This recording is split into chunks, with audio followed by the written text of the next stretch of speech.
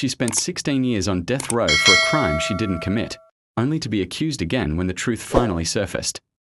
Before we begin this heartbreaking story, imagine being accused of a crime you didn't commit, sentenced to die for something you never did. If you believe in justice, redemption, and truth, then subscribe to Wealth and Wounds right now. Because every story we tell here reminds the world that truth still matters. It was supposed to be an ordinary morning in 1998 in the small town of Cypress Falls, Mississippi. The sun had barely risen when Sarah Mae Jenkins, a 28-year-old nurse's aide, stepped out of her modest wooden house. She carried her lunch in a paper bag, smiled at her neighbor, and waved goodbye to her 5-year-old son, Caleb. By noon, her life would be over, not by death, but by injustice. Sarah's day started like any other. At the county clinic, she tended to elderly patients, joked with her coworker Maria, and talked about saving money to go back to school. But then, the news came over the radio. Sheriff's deputies are responding to a homicide at the home of Judge Daniel McAllister. No one thought much of it, until Sarah got home that evening and found her house surrounded by police cars. The sheriff, Harlan Brooks, stepped forward with a cold look. "Sarah Mae Jenkins," he said, voice echoing, "you're under arrest for the murder of Judge McAllister." The world went silent. Her lunch bag fell from her hand. And so began a nightmare. Inside the station, the fluorescent lights flickered as Sarah sat in a cold steel chair. Detective Frank Dorsey, a man who believed he'd never been wrong, leaned across the table. "You worked for him, didn't you?" "Yes, but..." "And he fired you last week, right?" "Because I spoke up about..." "Don't lie to me, Sarah." He slammed the table. She flinched. Sarah begged to call her family. They said no. She asked for a lawyer. They said she didn't need one. They kept her there for 17 hours, until exhaustion broke her. When the tape recorder clicked on, her voice trembled. "I didn't kill him." But they already had what they wanted. A confession, or something they could call one. By the time the trial began, the town had already made up its mind. Newspapers painted her as a jealous former employee. Her face was plastered across TV screens, Angel of Death. The prosecutor, Elliot Vaughn, called her cold, calculating, the face of evil in small-town America. Sarah's public defender barely looked at her. The evidence was flimsy, a fingerprint on a mug, fibers that could have matched her coat, and a witness who thought he saw her car. In the gallery, Caleb sat in his grandmother's lap, clutching a small toy truck, too young to understand what was happening. When the jury foreman stood, time froze. "We find the defendant guilty of first-degree murder." Her knees buckled.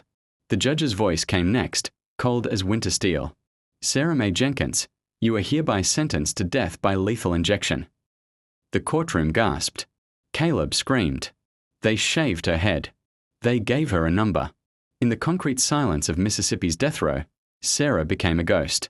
Days turned into weeks, weeks into years. She wrote letters, hundreds, to lawyers, journalists, innocence projects. Most never replied. The ones who did said, "We are sorry, there's nothing we can do." But one letter made it through.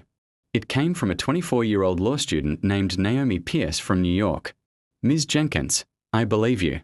I'm going to help you prove your innocence." At first, Sarah didn't believe her.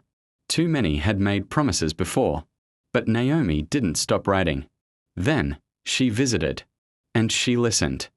If you're still here watching this story, it means you believe truth matters.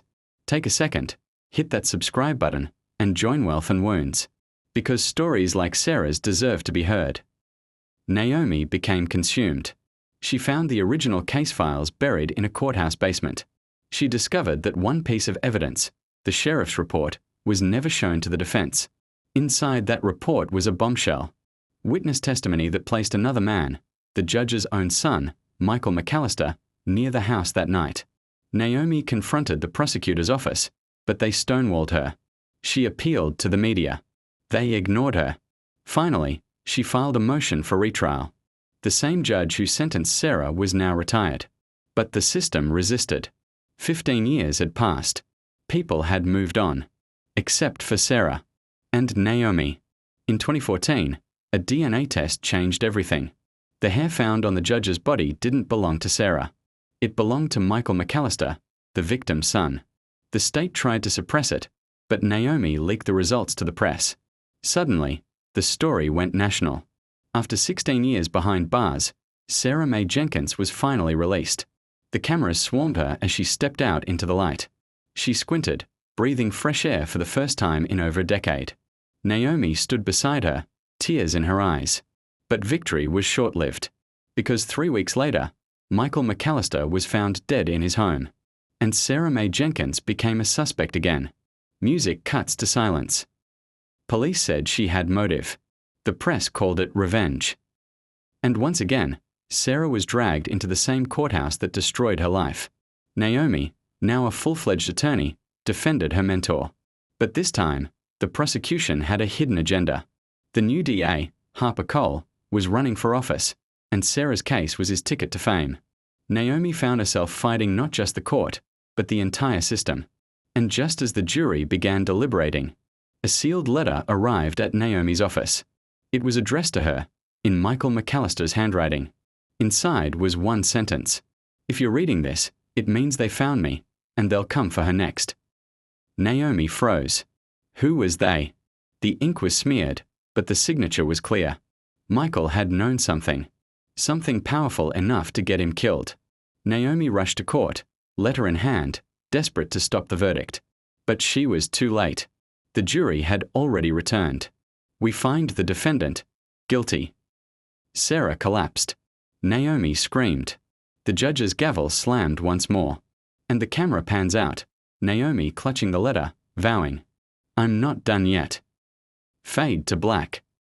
If you believe this story deserves to be finished, if you believe truth always finds a way, like, comment, share, and subscribe to Wealth and Wounds, because Part 2 will expose everything they tried to hide.